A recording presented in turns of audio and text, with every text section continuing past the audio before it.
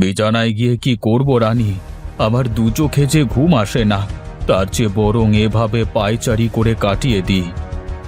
এদিকে যে ভোর হতে চলল, আর কতক্ষণ এভাবে দাঁড়িয়ে থাকবেন মহারাজ?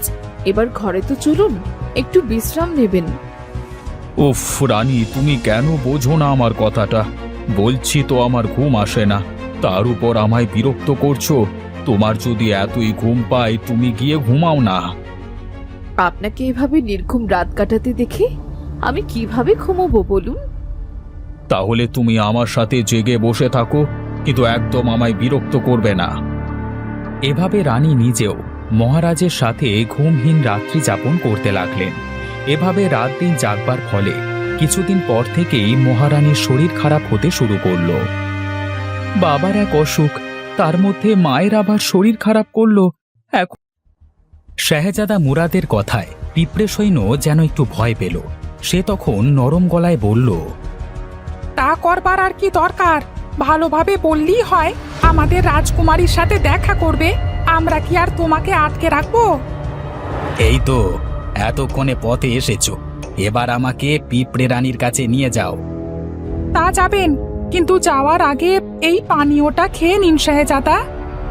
কিসের পানীয় এটা? আমাকে আবার বিষ খাইয়ে হত্যার পরিকল্পনা করছো না তো? কি যে বলেন! আপনি হলেন আমাদের মিনুবতীর স্বামী, আমাদের আত্মীয়। আমরা কি আপনার কোনো ক্ষতি করতে পারি? তাহলে এটা কি? এটা হলো বামন হওয়ার এক ওষুধ। আমাদের পিঁপড়ে রাজ্যের রাস্তাঘাট ঘরবাড়ি তো খুব ছোট ছোট, তাই বামন না হলে সেখানে যাওয়া যাবে না। বেশ, তাহলে দাও সেই ওষুধ। পিঁপড়ে সৈন্য তখন শাহজাদার হাতে একটা বিশেষ পানীয় তুলে দিল। শাহজাদা সেই পানীয় পান করবার সাথে সাথে বামন মানুষে পরিণত হলো। এই তো এখন ঠিক আমাদের মতো ছোট দেখাচ্ছে। যান, এবার প্রাসাদের ভেতরে যান, মহারানী আপনার জন্য অপেক্ষা করছেন। পিঁপড়ে সৈন্যের কথা মতো শাহজাদা পিঁপড়ে রানীর প্রাসাদে গিয়ে উপস্থিত হলো। এদিকে একে একে সব আনুষ্ঠানিকতার শেষে রূপমতী আর লালকমলের বিয়ে সম্পন্ন করা হলো। বিবাহ সম্পন্ন হয়েছে, এবার একে একে সবাই নবদম্পতিকে আশীর্বাদ করুন। প্রথমে রাজমাতার আশীর্বাদ নাও পুত্র, ওনার জন্যই তোমাদের চার হাত এক হয়েছে। আমাদের আশীর্বাদ করুন রাজমাতা, আমরা যেন সারা জীবন সুখে থাকতে পারি। সুখী হও মা, আশীর্বাদ করি। স্বামী সন্তান নিয়ে সুখে শান্তিতে সংসার করো। এভাবে একে একে সবাই নবদম্পতিকে আশীর্বাদ করল। সেদিন থেকে রূপমতী আস্তে আস্তে রাজপ্রাসাদের সকলের সাথে মিশে গেল। প্রাসাদের অন্যরাও তাকে আপন করে নিল। এদিকে সেই সংবাদ ডাকাত সর্দারের কাছে গিয়ে পৌঁছালো। রূপমতী আর লালকমলের বিবাহ সম্পন্ন হয়েছে, এখন আমাদের সামনে আর কোনো বাধা নেই। ঠিক বলেছ মন্ত্রী, এবার সময় বুঝে রাজপ্রাসাদে হামলা করে সিংহাসন দখল করব। তুমি রূপমতীর সাথে যোগাযোগ করো, সে যেন লাল কমলকে বলে রূপনগরের সৈন্যদের দূরে কোথাও পাঠিয়ে দেয়। ঠিক আছে মহারাজ, আমি গুপ্তচর পাঠিয়ে আজই সেই সংবাদ রাজকুমারীকে দিচ্ছি। মন্ত্রী তখন একটা চিঠি লিখে রূপমতীর কাছে পাঠালো। কিন্তু সেই চিঠি গিয়ে পড়ল বসন্ত কুমারের হাতে। তিনি সাথে সাথে লালকমলকে ডেকে সেই চিঠি তুলে দিলেন। এই চিঠি আমার কাছে কেন মন্ত্রীমশাই? এটা বৌমার কাছে একজন নিয়ে এসেছিল, প্রহরীরা জেরা করতেই সে পালিয়ে গেছে, কোনোভাবে তাকে ধরা যায়নি। রূপমতীর কাছে চিঠি নিয়ে এলো কে? আবার পালিয়েই বা গেল কেন? সেটাই তো ভাবনার বিষয়। চিঠিটা শিলমোহর দিয়ে আটকানো, আর তাতে বৃশ্চিকের চিহ্ন আঁকা। বাবার বাড়ির কেউ তার সাথে যোগাযোগ করতে চাচ্ছে না তো? না না, তা কখনো হতে পারে না। সে আমায় বলেছে আর কখনো ওই ডাকাতদের সাথে যোগাযোগ করবে না। এত সহজে কাউকে বিশ্বাস করা ঠিক না কুমার। তারপরও আপনি যখন এত নিশ্চিন্ত, তখন এটা মহারানীর হাতে তুলে দিন। বেশ, দিন তাহলে আমায়। লালকমল সেই চিঠি নিয়ে রূপমতীর কাছে রওনা দিল। কিন্তু পথের মধ্যে কিছু একটা মনে করে সে থমকে দাঁড়ালো। হঠাৎ করে কে রূপমতিকে চিঠি পাঠালো? বড় ভাবনার বিষয় তো। কে হতে পারে এটা? খুলে দেখবো নাকি একবার? না, কারোর ব্যক্তিগত চিঠি খোলবার কোনো অধিকার নেই আমার। কিন্তু যদি গুরুত্বপূর্ণ কোনো সংবাদ হয় যা আমার জানবার প্রয়োজন। অনেক ভাবনা চিন্তার পর সেই চিঠিখানি লালকমল খুলে ফেলল, কিন্তু তাতে সাদা একটা কাগজ ছাড়া কিছুই দেখতে পেল না। রানীকে সাদা কাগজকে পাঠালো? এখানে তো কিছুই লেখা নেই। হয়তো কেউ রসিকতা করে পাঠাতে পারে। যাই, এটা তাকেই দিয়ে আসি। এই বলে লালকমল সেই কাগজ নিয়ে রূপমতির কাছে গেল, কিন্তু রূপমতি কাগজটি দেখে খুব গম্ভীর হয়ে উঠল। কি হয়েছে রানী? তোমায় এত গম্ভীর দেখাচ্ছে কেন? না না রাজকুমার, তেমন কিছু নয়, একটু মাথা ধরেছি। মাথা টিপে দিই তাহলে, ভালো লাগবে। আর কোনো প্রয়োজন নেই, আপনি বরং রাজসভায় যান। খানিকক্ষণ ঘুমুলেই মাথা ব্যথা সেরে যাবে। বেশ, তুমি তাহলে বিশ্রাম নাও, আমি রাজসভায় যাচ্ছি। কাগজটা দিয়ে যান রাজকুমার, ওটা আমার কাছেই থাক।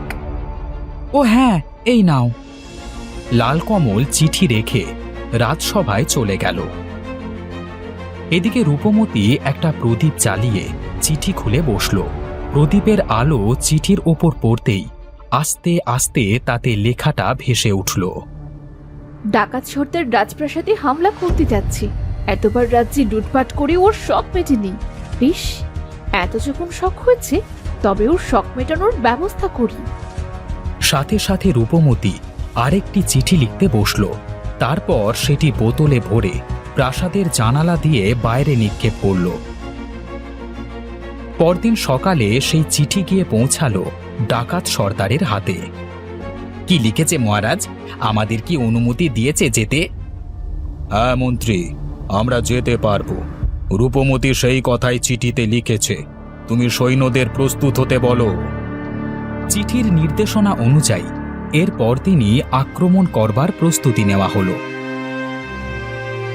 এদিকে রূপমতি চিঠি পাঠিয়ে সাথে সাথে মহারাজের কাছে গিয়ে উপস্থিত হলো। আসবো মহারাজ? এসো মা, এসো। তা এই বাড়ি তোমার কেমন লাগছে? ছোটবেলা থেকে বাবা মায়ের আদর পাইনি, আপনাদের সবার আদর পেয়ে মনে হলো এতদিন পর যেন আমি আমার বাবা মাকে খুঁজে পেলাম। বেশ বেশ, এই বাড়িতে সবাই খুব ভালো। বাইরে বাইরে একটু কড়া কথা বললেও ভেতরে দয়ার সাগর। তা আমার কাছে কোনো প্রয়োজনে এসেছো বুঝি? হ্যাঁ মহারাজ, আপনার সাথে আমার কিছু কথা ছিল। বলো। কথাগুলো কেবল শুধু আপনাকেই বলতে চাই। দয়া করে প্রহরীদের বাইরে যেতে বলবেন। নিশ্চয়ই। প্রহরীরা, এক্ষুনি বাইরে গিয়ে দরজা বন্ধ করে দাও। কেউ যেন ভেতরে আসতে না পারে। আর সাবধান, ভুলেও কেউ আড়ি পাতবে না, তাহলে কান ছিঁড়ে ফেলবো। যথাজ্ঞা রাজন, আমরা বাইরে গিয়ে পাহারা দিচ্ছি। সাথে সাথে প্রহরীরা বাইরে থেকে কক্ষের দরজা বন্ধ করে দিল। এর কিছুক্ষণের মধ্যেই মহারাজ দরজা খুলে দ্রুত পদে বের হয়ে আসলেন। মন্ত্রী, সেনাপতি, গেলে কোথায় তোমরা? কোথায় গেলে? কি হয়েছে মহারাজ? কি হয়েছে আপনার? সেনাপতি কোথায়? তাকে এক্ষুনি সৈন্য প্রস্তুত করতে বলো। সে তো মৃগয়ায় গেছে, কিন্তু হঠাৎ করে আপনার কি হলো? রাজ্য আক্রমণের সংবাদ পেয়েছেন নাকি? না, আমি সৈন্যদের নিয়ে রাজ্য পরিভ্রমণে বের হব। তুমি সবাইকে বলে দাও তৈরি হওয়ার জন্য। আর সেনাপতিকে সংবাদ পাঠাও অবিলম্বে আমাদের সাথে যোগ দেওয়ার জন্য। এই মুহূর্তে হঠাৎ আপনি রাজ্য পরিভ্রমণে কেন যাবেন মহারাজ? মন্ত্রী, এত কথা বলবার সময় নেই। আমি যা বলছি তাই করো, পরে তোমায় সব খুলে বলবো।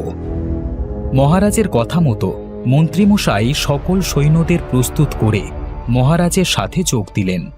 মহারাজ তাদের নিয়ে রাজ্য পরিভ্রমণে বের হলেন। প্রাসাদে কেবল থাকলেন রাজমাতা, রানী এবং দাসদাসীরা। এদিকে গুপ্তচরের মাধ্যমে সেই সংবাদ গিয়ে পৌঁছালো ডাকাত সর্দারের কানে। সুসংবাদ আছে মহারাজ, আপনার জন্য সুসংবাদ আছে। কি সুসংবাদ মন্ত্রী? রূপনগর থেকে কোনো সংবাদ এসেছে? হ্যাঁ মহারাজ, পথ পরিষ্কার। আপনার কথা মতো মহারাজ এবং তার সকল সৈন্যদের প্রাসাদের বাইরে পাঠিয়ে দেওয়া হয়েছে। এবার আমরা চাইলেই আক্রমণ করতে পারবো। তাহলে আর দেরি কেন? আজ রাতেই হোক আক্রমণ। তুমি সকল বর্গী সৈন্যদের প্রস্তুত হতে বলো।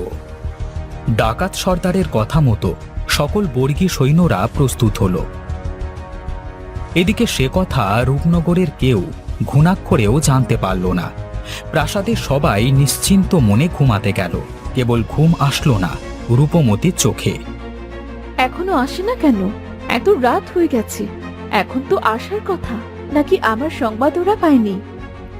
সে যখন আক্রমণের অপেক্ষায় পায়চারি করছিল, তখনই হঠাৎ ঘণ্টার ধ্বনির আওয়াজ শোনা গেল। এরপর শুরু হলো চেঁচামেচি। হবু কে কোথায় আছো?